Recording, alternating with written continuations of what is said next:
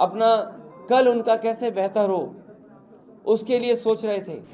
हमें पूरा भरोसा है कि आने वाले समय में भारतीय जनता पार्टी का उत्तर प्रदेश से सफाया होगा। 80 हराओ लोकतंत्र बचाओ का नारा लेकर के ये संगठन के लोग गांव-गांव जाएंगे। जितनी भी परीक्षाएं हुई हैं सब लीक हो रही हैं और जानबूझ करके सरकार लीक कराना चाहती है जिससे उसे नौकरी न दे पाए। कि आने वाले समय में भारतीय जनता पार्टी का उत्तर प्रदेश से सफाया होगा। 80 हराओ लोकतंत्र बचाओ का नारा लेकर के ये संगठन के लोग गांव-गांव जाएंगे। इस सरकार ने किसान के साथ धोखा दिया है। ये किसान को वादा करके आए थे सत्ता में कि किसानों की आय दोगुनी होगी, लेकिन जिस तरीके से महंगाई बढ़ी है और जिस तरीके से किसानों के ऊपर संकट पैदा किया है, किसानों की आय नहीं बढ़ी और लगातार नौजवान बेरोजगार होता चला जा रहा है, न नौकरी है।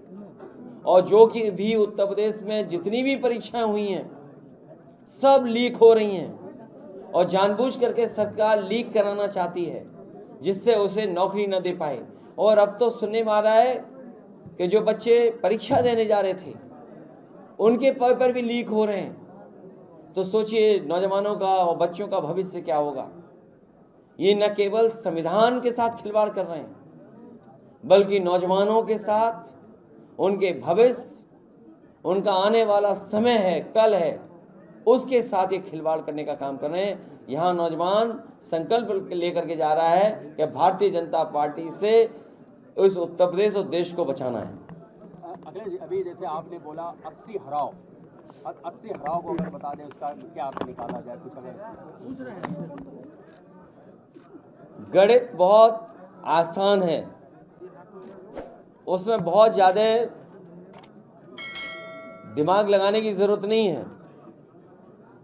किसान की आय दोगुनी नहीं हुई, किसान बैठा हुआ इंतजार कर रहा है कि वोट कब डालेंगे। जिस किसान के ऊपर 3 काले कानून आ रहे थे, चुनाव आया, काले कानून वापस ले लिए। किसान को खुश करने के लिए, एक संदेश देने के लिए पॉजिटिव, भारत रत्न चौधरी चरण सिंह जी को दिया गया, भारत रत्न स्वामीनाथन जी को दिया गया। अगर ये वाकई में सच्चे भारतीय जनता पार्टी के लोग किसानों के दुख दर्द को समझते हैं, उनकी परेशानी को समझते हैं और आय दोगुनी का अगर वादा किया उन्होंने, तो स्वामीनाथन जी ने जो फार्मूले दिए थे उन फार्मूलों का अमल क्यों नहीं कर रहे, एमएसपी क्यों नहीं लागू कर रहे हैं।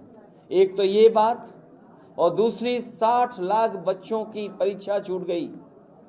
वो अपना भविष्य बनाना चाहते थे, अपना कल उनका कैसे बेहतर हो उसके लिए सोच रहे थे। इस सरकार ने उनका पेपर लीक करा दिया और 60 लाख बच्चे, उनका गुणा कर दो, माँ बाप मिला लो, 3 अगर गुणा कर देंगे 60 लाख में तो 1 करोड़ 80 लाख लोग बनते हैं। और 1 करोड़ 80 लाख का अगर हम भाग दे दें 80 लोकसभा से तो 2,25,000 वोट बनता है जो नाराज बैठा हुआ है। और अभी जो 2 परीक्षाएं पेपर लीक हो गए तो सोचो कितने बच्चे हो गए, उनका परिवार जोड़ लो तो कितना हो गया हिसाब किताब। जिस पार्टी का एक लोकसभा में 3 लाख वोट कम हो रहा हो वो 80 नहीं हारेगी तो क्या